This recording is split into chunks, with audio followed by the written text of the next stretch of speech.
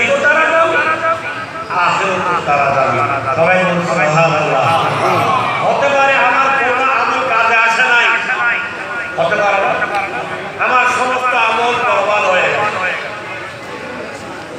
আল্লাহ কিয়ামতের ময়দানে অনেকে আমলের বস্তা নিয়ে উঠবে, কিন্তু আল্লাহ তার প্রতি নারাজ, তার আমলের বস্তা সবগুলো বরবাদ হয়ে যাবে। একজন বড় নেককার ব্যক্তি জীবনে কখনো গুনাহ করে না, এখন তার প্রতি একটা কনফিডেন্স এসে গেল যে আমি আমার নেকির কারণে জান্নাতে যাব, নেকির কারণে জান্নাতে যাব। আল্লাহ তার ধারণা শুনে ফেলেছে, আল্লাহ রাগ করেছে, সে রাতে ঘুমাতে গেল, ঘুমাতে গিয়ে দেখলো কেমন কায়েম হয়েছে। এখন সবাই ডাক্তার আমলের বস্তা নিয়ে কিয়ামতের ময়দানে মহিলারাই সে দাঁড়িয়ে আছে, দেখলো ডানে বামে কেউ কারো কাছে আসে না, কারো কথা শুনে না। এখন ধীরে ধীরে তার বিবেচনা লাগলো, বিবেচনা এমন ভাবে বাড়তে লাগলো, তীব্র থেকে তীব্রতা, পানি বুঝে করছে, কোথাও পানি পাওয়া যায় না। এখন তার জান এখন বেরিয়ে যাবে, কিন্তু পানি তো পাওয়া যায় না।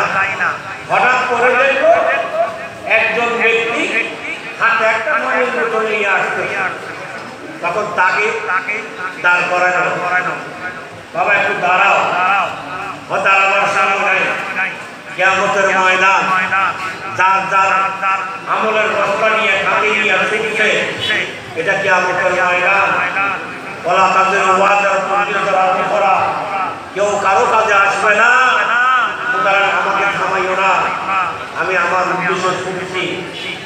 এখন সে বল বাবা থামো, তোমার হাতে পানির বোতল, আমার জান ওষ্ঠাগত, কিছুক্ষণ পরে তোমার আমার একটু পানি দিয়ে সাহায্য করো। লোকটি বলল কিয়ামতের ময়দান এটা দুনিয়া নয়, দুনিয়াতে যত সাহায্য সহযোগিতা একে অপরকে করা যেত, এখানে কেউ কারো সাহায্যে এগিয়ে আসবে না। আমি তোমার নয়, তুমি আমার নয়, পিতা ছেলের নয়, ছেলের পিতার নয়, স্বামী স্ত্রীর নয়, স্ত্রী স্বামীর হবে না। যার যার আমাকে ছাড়ো, আমি যাই না, আমার পানি দিতে হবে, আমার পানি দিতে হবে, না হয়ে আমি হয়ে যাবো, পানি দাও। লোকটি বললো পানি দিতে পারি, একটা শর্ত। কি শর্ত? তোমার জীবনের অর্জিত সমস্ত নেখামত আমাকে একসাথে দিবা, আরেক হাতে তোমারে আমি পানি দেব। লোকটি ভাবতে লাগলো, সমস্ত আমল যদি আমি তারে দিয়ে দিই তাহলে আমার কি দশা হবে, আমার কি হবে অবস্থা।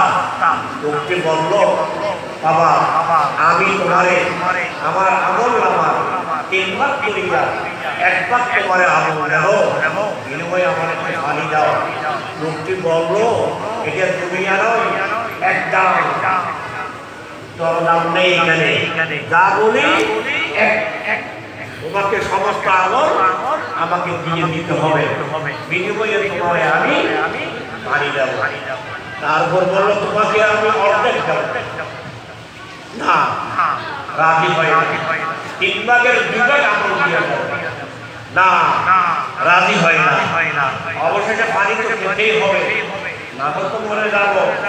অবশেষে সে রাজি হয়ে গেল এবং নিজের সমস্ত নেক আমল তাকে দিয়ে দিল। দিয়ে দেওয়ার পর পানি খাইল। অতঃপর আল্লাহ গায়ের থেকে আওয়াজ করছে, বান্দারে এখন তোরে জান্নাতে তোর আমল দিবে না, ওর আমল তো দিয়ে দিছে, আমল তো আর না, ওরা এখন পার করা হয়েছে। এই আওয়াজ শুনে মাত্র তার ঘুম থেকে উঠে উযু কালাম বানাইয়া মুসাল্লায় দাঁড়াইয়া আল্লাহর দরবারে তওবা শুরু করলো। আল্লাহ আমি যা ধারণা করেছিলাম নেক আমল মানুষকে পার করাবে, আসলে নেক আমল কাউকে পার করা